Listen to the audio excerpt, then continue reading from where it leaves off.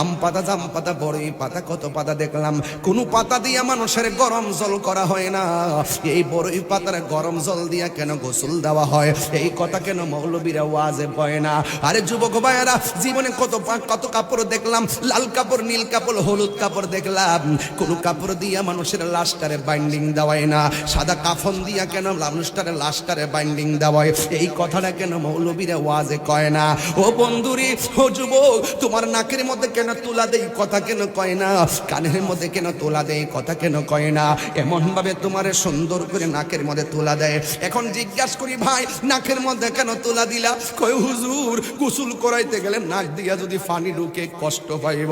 দেখছেন নি কত মায়া, মায়া রে কত মায়া। কানের মধ্যে তুলা দেয় কত মায়া, মায়া রে মায়া। ওরে গোসল দেয় গরম পানি, বেশি গরম পানি দেয় না, আবার ঠান্ডাও দেয় না। কত মায়া, মায়া রে মায়া।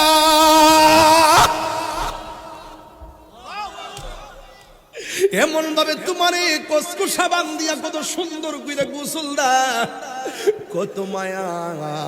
খিলাল দিয়া নখ গুলারে পরিষ্কার করে দেয়, কত মায়া। তোমার দাড়ি গুলা খিলাল করে দেয়, কত মায়া। আবার গোসল খানায় গেলে তোমারে বসায়, পেটের মধ্যে চাপ দিয়া পায়খানা বের হইলে গামছা দিয়া টিস্যু দিয়ে পরিষ্কার করে দেয়, কত মায়া, মায়া রে মায়া। জীবনে পায়খানা দেখলে নাকের মধ্যে হাত দিয়া ধরে, আর গোসল খানায় গেলে পায়খানা বের হলে ওই টিস্যু দিয়ে পায়খানা পরিষ্কার করে দেয়, কত মায়া। আতর লুবান গরম জল দিয়া কি সুন্দর করে গোসল দেওয়া, উজু টুজু করায়া কত সুন্দর কইরা, কত সুন্দর কইরা আমার শেষ গোসলটা দেয়, কত মায়া। সাহাবাগণ নবীরে প্রশ্ন করি, ইয়া রাসূলুল্লাহ, দুনিয়ার মাঠ কিভাবে জান্নাতের বাগান হয়ে যায়? আমার নবী, আপনার নবী বলেন, যেই বাগানের ভিতরে, যেই মাঠের মধ্যে আমার আল্লাহ পাক রব্বুল আলামিন এবং আমি রহমাতুল লিল আলামিনের গুণগান গাওয়া হয়, আলোচনা করা হয়, জিকির করা হয়, এই মাঠ আর মাঠ থাকে না, এই মাঠ আমার আল্লাহ জান্নাতের বাগানে পরিণত করে দেয়। আল্লাহু আকবার। এই দুনিয়ার বাগানে সুন্দর করে এসেছেন। প্রত্যেকটা মানুষের জীবনে গুনাহ আছে না নাই? এই জান্নাতের বাগানে গুনাহ নিয়ে ঢোকার সুযোগ করে দিয়েছেন একজন। জবান খুলে বলুন তিনি কে? আল্লাহ। এমন হতে পারে এই মাহফিলটা শেষ হওয়ার পর আখিরি মুনাজাত করে যখন বাড়িতে যাবেন, আমার আল্লাহ রাব্বুল আলামিন আমাদের সবার জীবনের গুনাহগুলো মাফ করে দিতে পারে কি পারে না? এই জন্য আমার যুবক ভাইয়েরা, আল্লাহ রাব্বুল আলামিন বলে দিয়েছেন, ওয়ামা ইয়াস্তাবিল আহইয়াউ ওয়ালাল আমওয়াত। আল্লাহু আকবার। 2 ফুট নিচে, মাটির নিচে যারা শুয়ে আছে, আর যারা মাটির উপরে বসবাস করছে, যারা বলেশ্বরের গুরুস্থানের মধ্যে পড়ে আছে, আর যারা বলেশ্বরের মাঠে ঘাটে হেঁটে হেঁটে মাহফিলে এসে ওয়াজ শুনতেছেন, আল্লাহ রাব্বুল আলামিন বলেন, যারা মৃত হয়ে পড়ে আছে, যারা জিন্দা হয়ে চলাফেরা করে, এরা কোনোদিন এক হতে পারে না।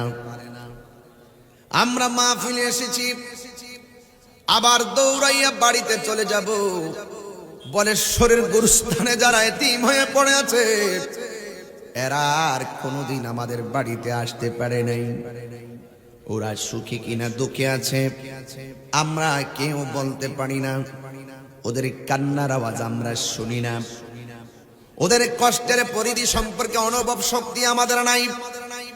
কিন্তু আল্লাহ রাব্বুল আলামিন কোরআনের মধ্যে বলে দিয়েছেন, ইন্নাল্লাহ ইন্নাল্লাহা ইউসমিউ মান ইয়াশা। আল্লাহু আকবার। আমি আল্লাহ রাব্বুল আলামিন এই পৃথিবীর মধ্যে এমন বান্দা দিয়েছি, এমন কিছু মনীষী দিয়েছি যারা মাটির উপরে চলাফেরা করলেও কবরের নিচে কি হয় তারা দেখার ক্ষমতা আছে। সুবহানাল্লাহ বলেন না কেন? এই ক্ষমতা আমার আল্লাহ রাব্বুল আলামিন একজন পয়গম্বরকে দিয়েছেন, যিনি আখিরি জামানার পয়গম্বর, যার উম্মত আমরা হয়ে গর্ববোধ করছি। তিনি হলেন রাহমাতুল লিল আলামিন। জোরে জোরে কি আল্লাহু আকবার বলা যাবে না? আল্লাহ রাব্বুল আলামিন বলছেন, নিশ্চয় আমি আল্লাহ যারে ইচ্ছা করি তাকে কবরের নিচে আযাব যে হয় তা দেখার সুযোগ আমি আল্লাহ ক্ষমতা দান করি। ও পৃথিবীর মানুষ, এই দুনিয়ার মানুষ বড় স্বার্থপর। জবান আছে, কথা বলা যায়, সব কথা বলা যাবে না। চোখ আছে, দেখা যায়, সব দেখা যাবে না। কান আছে, শোনা যায়, সব শোনা যাবে না। পা আছে, হেঁটে হেঁটে যাওয়া যায়, সব দিকে যাওয়া যাবে না। জবানটা খুলে বলুন, এই সীমারেখা বেঁধে দিয়েছেন কে? তিলকা হুদুদুল্লাহ।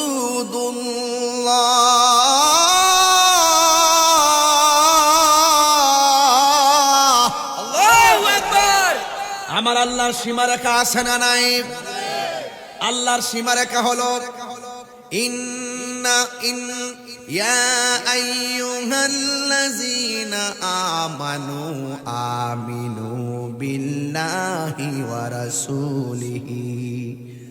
আল্লাহর সীমারেখা হলো একজনের ইবাদত করতে হবে। জবান খুলে বলেন, তিনি কে? আল্লাহ। এটা আল্লাহর সীমারেখা। আল্লাহ ছাড়া কারো ইবাদত করা যাবে না। আল্লাহ ছাড়া কাউকে সাজদা করা যাবে না। আল্লাহ ছাড়া কারো কাছে মাথা নত করা যাবে না। কোন পিশাবকে, কোন আল্লাহর ওলিকে খোদা মনে করা যাবে না। খোদা মনে করা চাওয়া যাবে না। সব কিছু দেওয়ার মালিক হলো একজন। জবান খুলে বলুন, তিনি কে? আল্লাহ। এটা হলো 1 নম্বর সীমারেখা। এই সীমারেখার ভিতরে যারা থাকবে এরাই হলো ঈমানদার। এরা কি? এরপর আল্লাহ বলেন ওয়া রাসূলিহি। 2 নম্বর হলো তার রাসূলকে বিশ্বাস করা লাগবে, আল্লাহর হাবিবকে বিশ্বাস করা লাগবে। এই জন্য এরপরে আমার আল্লাহ রাব্বুল আলামিন বলেন, হাবিবের উপরে আল্লাহর পক্ষ থেকে যেই কোরআন দিয়েছে এই কোরআনকে বিশ্বাস করা লাগবে। কথা বলেন ঠিক কিনা? নবীরে মানলেন, কোরআন মানলেন না, মুমিন হতে পারবেন না। কোরআন পড়লেন, কোরআন বুঝলেন, কোরআন মানলেন, নবীকে মানলেন না, মুমিন হতে পারবেন না। কোরআন পড়লেন, নবীকে চিনলেন, আল্লাহকে মানলেন না, মুমিন হতে পারবেন না। এটার নাম হলো তিলকা হুদুদুল্লাহ। এটার নাম হলো আল্লাহর সীমারেখা। এখানে সীমাবদ্ধ নয়, এরপরে আসমানি কিতাবকে মানতে হবে। নবীর আগে যত নবী এসেছেন সবাইকে মানতে হবে। নবীর আগে সব নবীর উপরে যে আসমানি কিতাব নাজিল করেছেন সব বিশ্বাস করা লাগবে। এরপরে ফেরেশতাদেরকে বিশ্বাস করা লাগবে, আখিরাতকে বিশ্বাস করা লাগবে, তাকদীরকে বিশ্বাস করা লাগবে, আখিরাতকে বিশ্বাস করা লাগবে।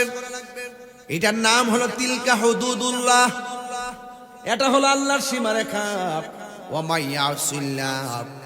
আর যারা আল্লাহর সঙ্গে নাফরমানি করবে তাদের জন্য জাহান্নামের আগুন আছে না নাই? যার হায়াত যতদিন আছে ততদিনই দুনিয়ার মধ্যে থাকবে। একটা সেকেন্ড এদিক সেদিক করা যাবে না, হবে না। সময় মতো বলেশ্বরের জমিনে একটা ফেরেশতা চলে আসবে প্রাণ ফাঁকি নেওয়ার জন্যে। জবানটা খুলে বলুন, সেই ফেরেশতার নাম কি? আজরাইল। আজরাইল। আমার বন্ধুগণ, বলেশ্বরের বন্ধু, কুমিল্লার বাবারা, এই জন্য আল্লাহ রাব্বুল আলামিন কোরআনের মধ্যে 2টা লাইন দিয়ে দিয়েছে। এই লাইনে গেলে তুমি আল্লাহকে পাবে, এই লাইনে গেলে তুমি আল্লাহকে পাবে না। একটা হলো জান্নাতের রাস্তা, আরেকটা হলো জাহান্নামের রাস্তা। এই 2টা জিনিস বোঝার জন্য আল্লাহ রাব্বুল আলামিন আপনাকে বিবেক দিয়েছেন। এই জন্যই বলা হয় বিবেক হলো মানুষের সবচাইতে বড় আদালত। কথা বলেন ঠিক কিনা? একটু খেয়াল করবেন আমি কোন দিকে যাচ্ছি। আল্লাহ বলছেন মিনহা খলাকনাকুম ওয়া ফিহা নুঈদুকুম ওয়া মিনহা নুখরিজুকুম তারাতান উখরা। এই মাটি থেকেই তোমাকে বানানো হয়েছে, এই মাটিতেই তোমাকে দাফন করা হবে, এই মাটি থেকেই তোমাকে উলঙ্গ অবস্থায় একটা ময়দানে তোলা হবে। সেই ময়দানের নাম হলো হাসরের ময়দান। ঠিক কিনা বলেন? এই মাটি থেকে আপনাকে আমাকে বানানো হয়েছে। আল্লাহ রাব্বুল আলামিন কোরআনের মধ্যে বলে দিয়েছেন ওয়া ইজ ক্বালা রাব্বুকা লিল মালাইকাতি ইন্নী জাইলুন ফিল আরদি খলিফা। চিৎকার মেরে কি আল্লাহু আকবার বলা যাবে না? আল্লাহু আকবার।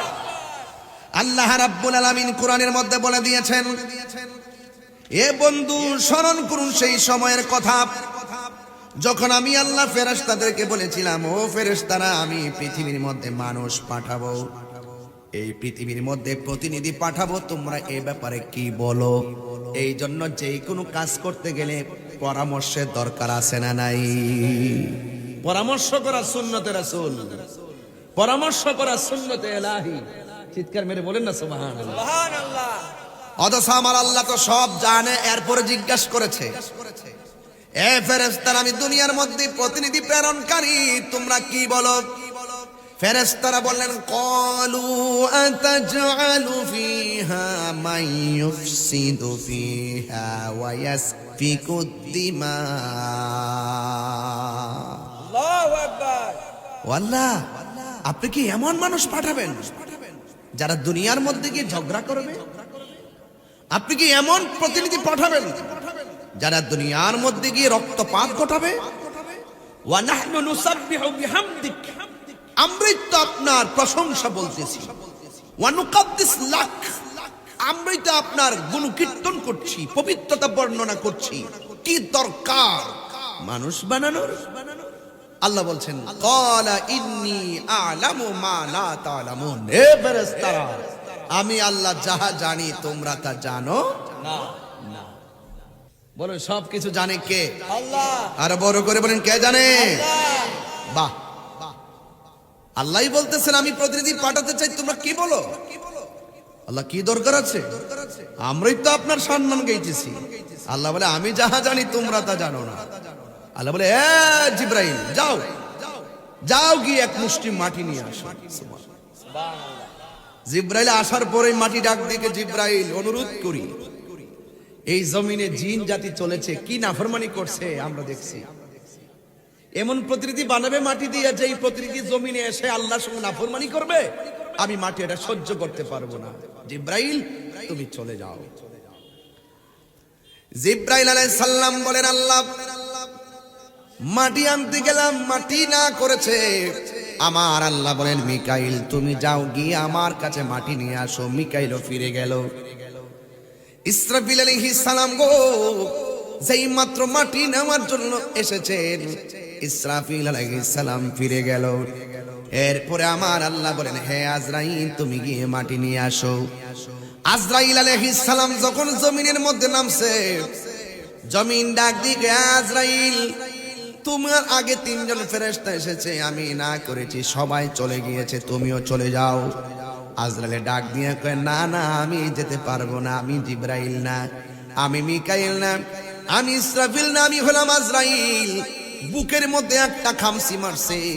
আজরাইলের এত বড় হাত, এক মুষ্টি মাটি সমান সমান 70 মণ। জোরে কোন সুবহানাল্লাহ। ছোট না বড়? বড়। আরো বড় করে বলেন ছোট না বড়? মাটি নেওয়ার পরে আল্লাহ ডাক দিয়ে বলেন আজরাইল সব ফেরেশতারা ফিরে আসলো, তুমি নিয়ে এসেছো। ফেরেশতা আজরাইল ডাক দিয়া বলেন হে আল্লাহ মাটির কান্না চাইতে আমি আজরাইলের কাছে তোমার হুকুমটাই আমার কাছে সব বড়, এই জন্য আমি মাটির কান্না শুনি নাই, আমি তোমার হুকুম মানতে, তোমার হুকুম অর্ডার মেনে আমি মাটি নিয়ে এসেছি। আল্লাহ ডাক দিয়া বলে, হ্যাঁ আজরাইল, এই পৃথিবীর মধ্যে যত প্রাণী যাবে সব প্রাণীর রুহটা কবজ করার দায়িত্ব আমি আল্লাহ তুমি আজরাইলের হাতে দিয়ে দিলা। আজরাইলকে বলছে তুমি কবজ করবা, কারণ সন্তানের জন্য মা কাঁদবে, মায়ের জন্য সন্তান কাঁদবে, তোমার মায়া লাগবে না, নিয়ে আসবা। সুবহানাল্লাহ বলবেন না? সব নিয়ে আসবা। এবার আল্লাহ ডাক দিয়া বলে, ফেরেশতারা আদম বানাও। সুবহানাল্লাহ বলেন। সুন্দর করে আদম বানাইছে, পা থেকে গলা পর্যন্ত আমার আল্লাহ আদমকে বানালেন। ফেরেশতারা বানানোর পরে আল্লাহ ডাক দিয়ে, হ্যাঁ ফেরেশতারা এবার রাখো, গলা থেকে মাথার তালু পর্যন্ত যে চেহারাটা আছে, খলাকতু বিয়াদাইয়া, এই চেহারাটা আমি আল্লাহ নিজের হাত দিয়া বানাবো। একটা বার তাকায়া দেখেন হাজার হাজার মানুষ, একটা চেহারার সঙ্গে আরেকটা চেহারা মিলে না। একটা মানুষের নাকের সঙ্গে আরেকটা মানুষের নাক মিলে না। একটা মানুষের চোখের সঙ্গে আরেকটা মানুষের চোখ মিলে না। একটা মানুষের গায়ের চেহারার চামড়ার সঙ্গে আরেকটা চামড়া মিলে না। এত সুন্দর ডিজাইন আল্লাহ বানাইছে। আল্লাহ ডাক দিয়ে বলেন, ফি আইয়ি সূরাতিন মাশা আরাকাবাক। আমি আল্লাহ রাব্বুল আলামিন যেমন চাইছি বান্দার চেহারাটা আমি আল্লাহ নিজের যেমন চাইছি এমন বানাইছি। আল্লাহ বলছেন, আল্লাহকে জোরে ডাক দিবেন, রাজি আছেন না নাই? আল্লাহ ডাক দিয়া বলেন, লাকাদ খালাকনাল ইনসানা ফি আহসানি তাকবীর।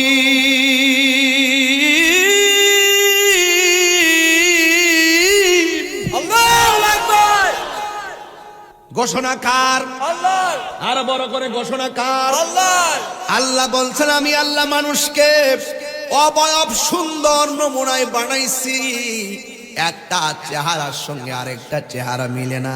এই জন্য কালো দেখে ঘৃণা করা যাবে না। কালো ডিজাইনের মানুষটারে বানাইছে কে? খাটো দেখলে ঘৃণা করা যাবে না, সুন্দর মায়া করে বানাইছে কে? এই জন্য যুবক, ফুলের সৌরভ মানুষের গৌরব চিরদিন থাকে না। একটা জিনিস খেয়াল করেন, আপনার লাইফের 3টা পার্ট আছে। শৈশব থেকে চাকরি হওয়ার আগ পর্যন্ত আপনাকে পড়ালেখা করতে হবে। আবার পড়ালেখা শেষ হওয়ার পরে আপনি চাকরি জীবনে চলে যাবেন। যখন আপনার শেষ বয়স আসে তখন লেখাপড়ার ইন্টারেস্ট থাকে না, চাকরির ইন্টারেস্ট থাকে না, শুধুমাত্র স্বাধীন স্বাধীন। এই 3টা সময় অত্যন্ত গুরুত্বপূর্ণ। এই সময়গুলো দান করেছেন কে? এই জন্য আল্লাহ বলেছেন, কুল ইন্না সলাতি ওয়া নুসুকি ওয়া মাহইয়ায়া ওয়া মামাতি লিল্লাহি রাব্বিল আলামিন। আপনারা জবান খুলে বলুন, আমার জীবন দেওয়ার মালিক কে? আল্লাহ। আমার মত দিবেন কে? আল্লাহ। নামাজ কার জন্য? আমার কুরবানি কার জন্য? যার জন্য তিনি হলো রহমত, তিনি হলো রব্বুল আলামিন, যিনি সব জাহানের রব। বলেন সুবহানাল্লাহ। আল্লাহ যখন আদমরে বানাইছে ভিতরের মধ্যে রুহুটা দিছে কে? এখন রুহুটা কি জিনিস কোন হুজুরের কাছে বুঝতে পারছেন নি? কোন হুজুরে কইছিনি রুহুটা এইটা? আল্লাহ বলছেন, ইয়াসআলুনাকা আনির রূহ কুলির রূহু মিন আমরি রাব্বি। আল্লাহ বলছেন, হে বন্ধু, কেউ যদি আপনাকে প্রশ্ন করে রুহুটা কি, আপনি বলবেন এটা আল্লাহ তাআলার একমাত্র আদেশ মাত্র। সুবহানাল্লাহ কন না কেন? আল্লাহ বলছেন রুহু যাও আদমের ভিতরে। সুবহানাল্লাহ কন না কেন? সুবহানাল্লাহ। রুহু বলে, আল্লাহ এত অন্ধকার থাকমু কেমনে? আল্লাহ বলছে আবার যাও। আল্লাহ এত অন্ধকার থাকবো কেমনে? তৃতীয়বার বলছে আবার যাও। রুহু বলে এবার থাকা যায়। সাথে সাথে ওই যে আদম নবীর হাত লড়ে না, পা লড়ে না, নাক লড়ে না। যেই মাত্র রুহুটা সেটিং হয়ে গেছে, ওই আদম নবীর চেহারাটা ফুটে গেছে, জিহ্বাটা লড়ে গেছে, নাক দিয়ে একটা হাসি এসে গেছে। আর হাসিটা আসার পরে আদম নবী প্রথম কথা হলো আলহামদুলিল্লাহ, সমগ্র প্রশংসার মালিক একমাত্র একজন, জবান খুলে বলুন তিনি কে। এই হাসি দিলে এখনো কি পড়তে হয়? কথা কোন না, কি পড়তে হয়? আলহামদুলিল্লাহ পড়তে হয়। আদম নবীর প্রথম কথা ছিল আলহামদুলিল্লাহ। আদম নবীরে যখন বানানোর পরে যখন হাসিটা আসলো, হাসি আসার পরে আলহামদুলিল্লাহ পড়লেন। যুবক ভাইয়ারা, আদম নবীকে বানাইলো আদম আলাইহিস সালামের বাম পাজরের হাড় দিয়া, বাঁকা হাড় দিয়া হযরতে মা হাওয়াকে বানালেন। এই পৃথিবীর মধ্যে একটা কথা চালু আছে যে পৃথিবীর সব স্ত্রীকে নাকি স্বামীর বাঁকা হাড় দিয়ে, পায়ের হাড় দিয়ে বানাইছে, মিথ্যা কথা।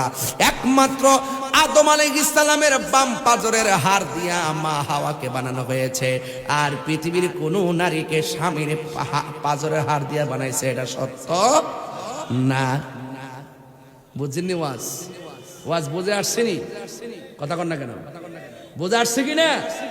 একমাত্র কে বাম পাজরে হাড় দিয়ে বানাইছে? মা হাওয়া। এই পৃথিবীর মধ্যে সবচাইতে সুন্দরী মহিলা মা হাওয়া। কে? মা হাওয়া। পৃথিবীতে সবচাইতে সুন্দরী মহিলা মা হাওয়া। এত সুন্দর মা হাওয়া দুইজনকে আল্লাহ রাব্বুল আলামিন ডাক দিয়া বলেন, আদম নবীরে যখন বানাইছে, বানানোর পরে আমার আল্লাহ বলতেছে, ওয়া ইজ কুলনা লিল মালাইকাতি ইসজুদু লি আদামা ফাসাজাদু ইল্লা ইবলিস। আল্লাহ রাব্বুল আলামিন সব ফেরেশতাদেরকে ডাক দিয়ে বলেন, এ ফেরেশতারা তোমরা আদমকে সাজদা করো। আল্লাহু আকবার কোন কেন? আল্লাহু আকবার। এবার ফাসাজাদু, ফা সেখানে ফার অর্থ অনেকে বুঝে না। ফার অর্থ বুঝে না বলেই, ফার অর্থ বুঝে না বলেই কি হয়? ফার অর্থ বুঝে না বলেই জানাজার নামাজের পরে যে দোয়াটা আছে এই দোয়াটা বুঝে না। ঠিক বুঝেন না এই কথাটা? ইজা সাল্লাইতুম আলাল মাইয়িতি ফাখলিসু লাহু দুআ। এখানে আখলিসু না ফাখলিসু, এই ফা অর্থটা অনেকে বুঝে না। এই আতেফা, হরফে আতেফা, এই অর্থ বুঝে না। এটা যখন শর্ত এবং যাদের মাঝখানে আসে বিলম্ব না, অনতি বিলম্বে সাথে সাথে চিৎকার মেরে কোন সুবহানাল্লাহ। আল্লাহ বলছেন ফাসাজাদু, হে ফেরেশতারা তোমরা সাজদা করো। ফাসাজাদু, সাথে সাথে ফেরেশতারা সাজদা করছে, 3 দিন পরে না। এই জন্য আমরা যখন জানাজার নামাজ পড়াই, ফাখলিসু, তোমরা খালেস ভাবে দোয়া করো। এটা দাফনের পরে না, এটা দাফনের আগে, দেরি করে না, সাথে সাথে। এটার নাম হলো ফাখলিসুর অর্থ করেন সুবহানাল্লাহ। নারে তাকবীর, নারে রিসালাত, ফয়জিয়া দরবার শরীফ। বাবা অর্থ বুঝতেছেন তো? এটা অনেকে বুঝে না, আর অনেকে গাউরামি করে, অনেকে গায়ে পড়ে অনর্থক ঝগড়া করে। সারা জীবন শুনেছি মৃত্যু, জীবিত মানুষ জীবিত মানুষের সঙ্গে দুশমনি। এখন দেখি মানুষ মারা যাওয়ার পরও দুশমনি। এই লোকটা মারা যাওয়ার পরে সব বন্ধ, শুধু দোয়াটাই তো বুঝি। এই যে আমাদের নিজামুদ্দিন কায়সার ভাইয়ের আম্মা মারা গেছে, কত ব্যতীত হইয়া দোয়া করলেন। এই দোয়া করতে কি দলিল খোঁজা লাগবে? আপনি যাই সেখান যে হ্যাঁ কেউ মারা গেছে, মাহফিলে দোয়া করা কোন কিতাবে আছে? এটাকে আমি বাইর করতে পারবো? কোন কিতাবে লেখা আছে যে মাহফিলে ওইটা দোয়া করা যায়? সব জায়গায় প্রশ্ন করেন না, সব রেজিস্টার ঠেললেন না। এই ঠুনকু বিষয় নিয়েই বিতণ্ড করতে করতে উলামায়ে কেরামদের মধ্যে হাজার হাজার ভাগ হয়েছে। কথা বলেন ঠিক কিনা? যদি ভাগগুলো না থাকতো তাহলে একটা প্ল্যাটফর্ম হয়ে যেত। আজকে এই সমস্ত বিষয়াদিগুলো নিয়ে হাজার ভাগ করার কারণে উলামায়ে কেরাম কাঙ্ক্ষিত জায়গায় যেতে পারে না। বুঝেন? এই যে দেখেন, আমি যদি বানাই বলে আমার তো বলবেন আমি কি বুঝাতে চাচ্ছি, আপনি তো বুঝেন না। ইজা কুমতুম ইলা সলাতি ফাগসিলু বুজুহাকুম, ফাগসিলু।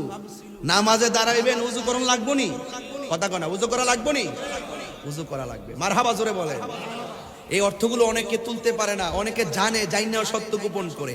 আমরাও জানি দাফন করার পরে দোয়া আছে, এটা হাদিস আছে, এটা আমরা জানি। কয়েকটা কাজে দেরি করা যাবে না, এটা আমরা জানি। জানাজার মারা যাওয়ার পরে তাড়াতাড়ি দাফন করো, তাড়াতাড়ি দাফন করো। তাড়াতাড়ি করতে যাই যদি লাস্ট 3 দিন রাখতে দে, ফুতে বিদেশ থেকে আইলে দাফন করবো। যা কই কথা কোন ঠিক না বেটি? এতটা বুঝায়েন না, এত ফাইজলামি করেন না, এগুলো ভালো লক্ষণ না। মৃত্যু মানুষ দোয়াটা তাদের কবরে যাবে।